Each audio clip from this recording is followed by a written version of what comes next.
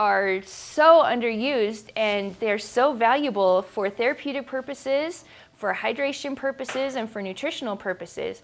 Herbal teas are basically just any herb that you put hot water in and you steep it like a tea. They're caffeine free, and the cool thing about herbal teas is they are very, very high in antioxidants, nutrition, minerals. They're often used for medicines all over the world, and if you use them for hydration, then it actually helps you with your electrolyte balance because they've got all the minerals in them, and it helps you to boost your nutrition. It helps you to stay healthy. Helps you to improve the probiotics in your flora, or your gut flora. It helps to improve that because herbs are prebiotics, which we talked about before, are the things that feed the probiotics. So herbs do that. Now for me, it's hard just to drink just plain water all day. That's really difficult for me. And I require a lot of water. I have to drink, especially in the summertime, a gallon of water a day. During the winter when it's not so hot, I have to drink like 3/4 of a gallon of water a day. And that's hard to do when it's just plain water. And also, since it's kind of cold most of the year here, I have a hard time drinking cold water. And I found that when I was getting really dehydrated, the reason I was dehydrated is because I knew if I drank cold water, then I would get cold and I'd be shivering, and I hate that. So I started drinking herbal teas instead of water, and I found that that helped because it was something warm to drink. It was flavorful, and also I'm getting my master herbalist degree as well. And when I started reading up on all the benefits of having herbs in your diet on a regular basis, it was just kind of a no-brainer. It's like, wow, why wouldn't I do that? So today we've got chai Rooibos tea. Now Rooibos is a caffeine-free tea, and it comes from Africa. It's also called red bush, and it's one of the highest herbs for antioxidants. It also has a really nice flavor. It's like naturally sweet, so you don't have to put a lot of sweetener in the tea. And when you have a chai tea, it's also mixed with herbs such as cardamom, cinnamon, ginger, clove, and stevia, which we talked about last time in the Indian class, how those are very healthy for you. Anti-cancer properties, anti-diabetic properties, and lots of other health properties.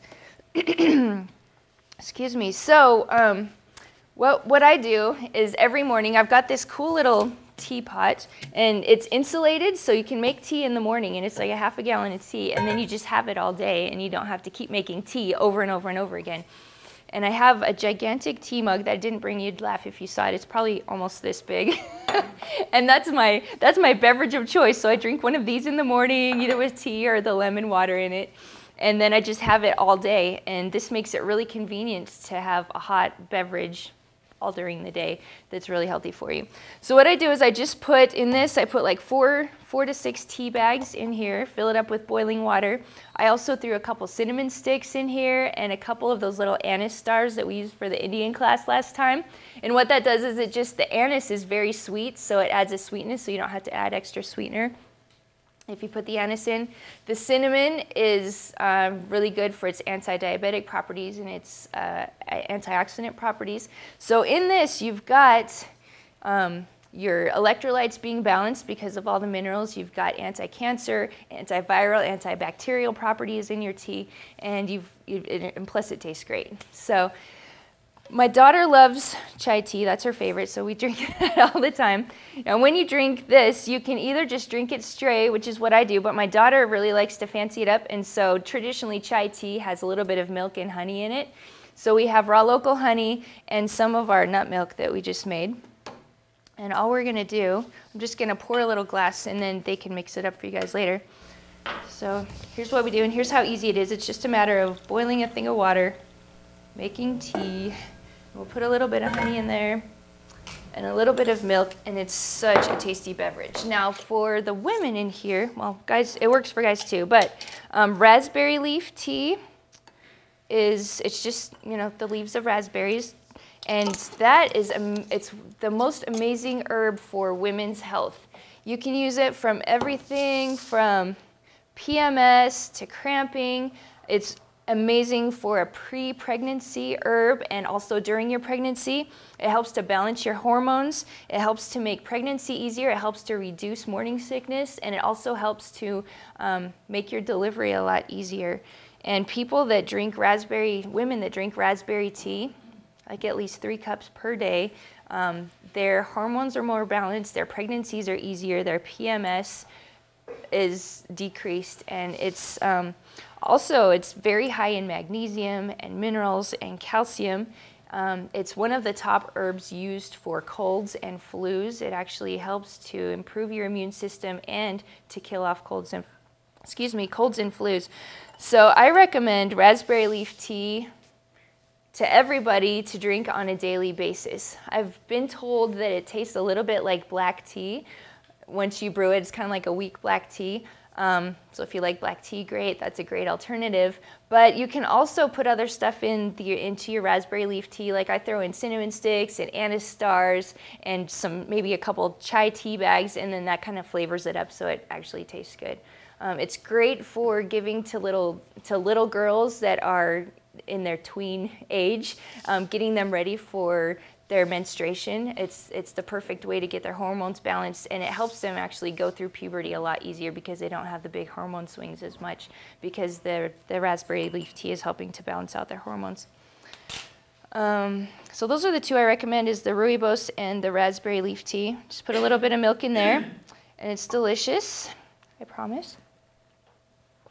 It's good. You're going to like this. So they're going to bring this around. You guys can tell me what you think. Any questions about teas?